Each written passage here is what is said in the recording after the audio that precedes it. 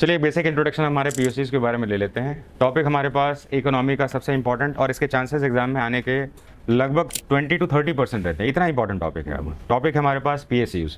Topic को शुरू करने से पहले चाहूँगा कि एक बेसिक इंट्रोडक्शन समझ लीजिए कि बेसिक इसका है क्या। जब तक हमें इसका बेसिक नहीं पता होगा तब तक हम इस टॉपिक को रटने के सिवा और कुछ नहीं कर सकते हैं। तो सबसे पहले हमारे पास इंडियन इकोनॉमी का एक बेसिक फॉर्मेट समझ लेते हैं।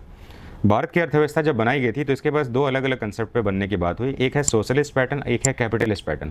कैपिटलिस्ट का मतलब होता है पूंजीवाद और सोशलिस्ट का मतलब होता है समाजवाद। लेकिन भारत ने इन दोनों को छोड़कर एक तीसरी प्रकार की अर्थव्यवस्था को चुना जिसका नाम है मिक्स्ड इकोनॉमी। मिक्स्ड इकोनॉमी का मतलब होता है ये सोशलिस्ट भी होगा और कैपिटलिस्ट भी होगा। ये दोनों का मतलब क्या होता है मिक्स्ड, इसके बारे में थोड़ा सा विचार समझ लीजिए। देखिए, सोशलिस्ट पैटर्न में गवर्नमेंट इंस्टीट्यूशन जो होती है वही देश में फाइनेंस से रिलेटेड सारे मेजर डिसीजंस लेती है। कौन लेता है? गवर्नमेंट लेती है। लेकिन कैपिटलिस्ट कंट्री में दो देशों का एग्जांपल लेंगे, एक रशिया लेंगे, एक अमेरिका लेंगे। कैपिटलिस्ट देशों में जो एंटरप्रेन्योर है यानी कि बिजनेसमैन है वो फाइनेंशियल इंस्टीट्यूशंस के जो हेड हैं वही इंपॉर्टेंट डिसीजंस लेते हैं। अमेरिका एक कैपिटलिस्ट है और रशिया एक सोशलिस्ट।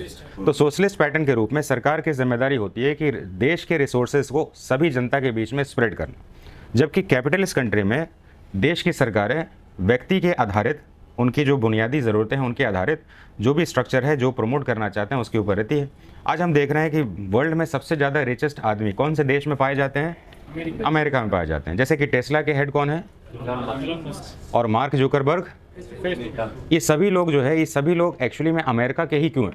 क्योंकि अमेरिका की इकोनॉमी ने ऐसे लोगों को प्रमोट किया है जो एंटरप्रेन्योरशिप में आना चाहते हैं, यानी कि पूंजीवाद व्यवस्था के साथ अपने आप को डेवलप करना चाहते हैं। अच्छा, ये खुद डेवलप करेंगे तो अपने साथ तो बहुतों को रोजगार भी तो देंगे।